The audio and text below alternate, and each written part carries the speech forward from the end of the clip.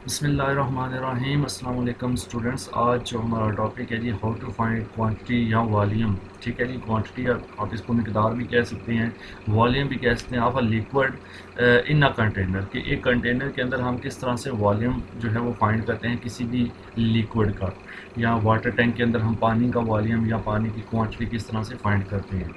तो इस टॉपिक को स्टार्ट करते हैं। यहाँ पर हमारे पास एक टैंकर दिखाया गया, छोटा सा एक रेक्टेंगुलर शेप के अंदर, क्यूबाइड शेप के अंदर आपको एक छोटा सा टैंकर जो है वो दिखाया गया, पानी का वाटर टैंक समझ लीजिए। इसमें विड्थ बताई गई है जी 12 मीटर, लेंथ बताई गई है 10 मीटर और हाइट बताई गई है 15 इंच। 15 इंच नहीं है, सॉरी, यहाँ पर 15 मीटर, ये यहाँ पे IN जो लिखा गया है वो गलती से लिख दिया गया है।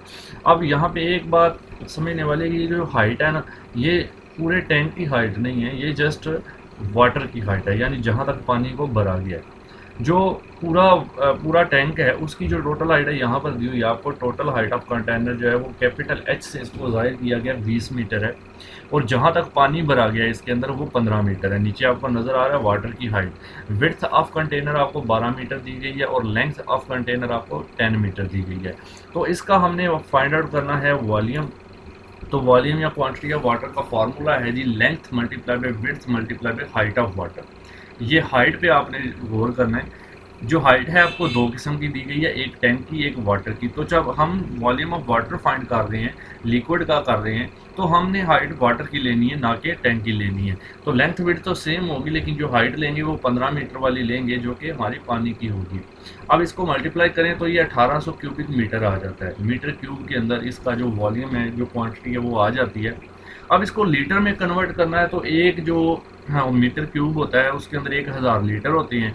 तो आप इसको 1800 को ज़रब 1000 कर दें, ये आपको नज़र आ रहा है जैसे कि 1000 से इसको मल्टीप्लाई करें तो ये इसके आगे आपको जो लीटर के अंदर इसकी वैल्यू मिल जाएगी। ठीक है जी, इतने लीटर। अब नीचे यहाँ पर 1 क्यूबिक मीटर ये मैंने लिख भी दिया कि 1000 लीटर के बराबर होता है। अब नेक्स्ट एग्जांपल को देख लेते हैं। अगर इसमें कोई प्रॉब्लम हो तो आप मुझसे जो क्वेश्चन कर सकते हैं, व्हाट्सएप पे वॉइस मैसेज में भी कॉल भी कर सकते हैं। अच्छा जी, नेक्स्ट है हमारे पास एक सिलेंड्रिकल शेप के अंदर हमने वाटर जो है वो भरा हुआ है। सिलेंड्रिकल हमारे पास एक बकेट टाइप की चीज़ है। हाइट ऑफ सिलेंडर जो है वो हमें 10 फीट दी गई है, हाइट ऑफ वाटर 7 फीट दी गई है, यानी पानी की ऊंचाई 7 फीट है। डायामीटर जो है इसका 6 फीट है, यानी जो इसका सर्कल होता है, चूँकि आपको पता है राउंड शेप है, राउंड शेप में जो है डायामीटर लिया जाता है जो कि 6 फीट है। रेडियस जो है 3 फीट बन गया, ज़ाहिर सी बात है, डाया का हाफ रेडियस होता है। Find the quantity of water या वॉल्यूम ऑफ वाटर। ठीक है जी। अब यहाँ पर देखें जी, फार्मूला सेम, वॉल्यूम का वही होगा, एरिया मल्टीप्लाई बाय हाइट। तो एरिया कैसे आएगा? सर्कुलर चीज़ का एरिया होता है पाई आर स्क्वायर।